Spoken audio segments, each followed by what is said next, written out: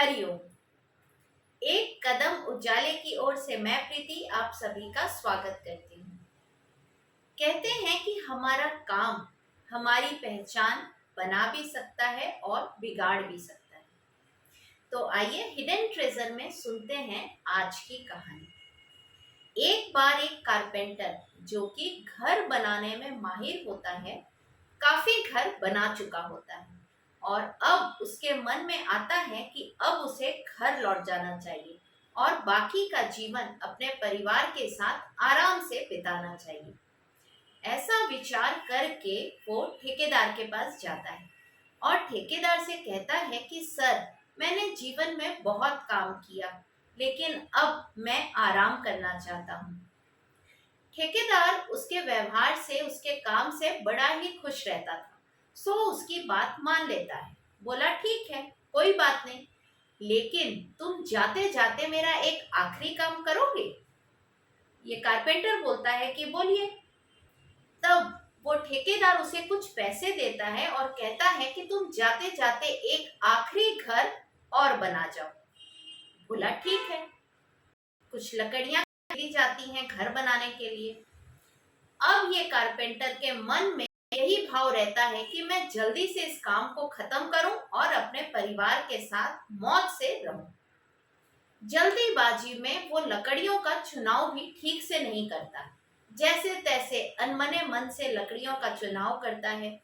बुझे मन से घर जैसे तैसे जल्दबाजी में तैयार कर देता है और ठेकेदार के पास पहुंचता है और बोलता है कि सर, घर तैयार हो गया, अब मैं जा सकता हूँ? ठेकेदार बोलते हैं कि तुम्हारी इतने साल की मेहनत है, तुम इतने सालों से हमारे लिए काम कर रहे हो, तो ये तुम्हारे लिए एक इनाम है हमारी तरफ से।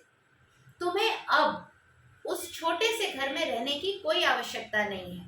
तुम अपने परिवार वाले को बुलाओ और इसी घर में रहो। तब ये कारपेंटर माथे में हाथ रख के बैठ जाता है।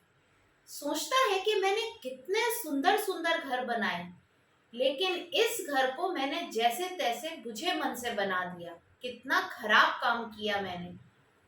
अगर मुझे पता होता कि ये घर मेरे लिए बन रहा है तो मैं कितनी शिद्दत से बनाता। अफसोस करता है, लेकिन अफसोस करके भी अब कुछ करने को था ही नहीं। इसी तरह हम भी कई बार ऐसा ही करते हैं।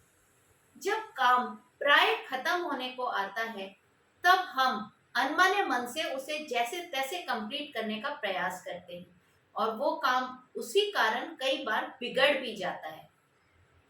तो जब भी आप कोई काम करें, चाहे वो पहला काम हो चाहे आखिरी, पूरी शिद्दत के साथ करें। याद रखें कि ये काम आपकी पहचान है, आपको नाम भी देगा और बदनामी भी दे सकता है। हर मंगलवार और शनिवार को सुबह 8 बजे एक नई कहानी मेरे साथ सुनिए। आज लेती हूँ विदा। हरिओम।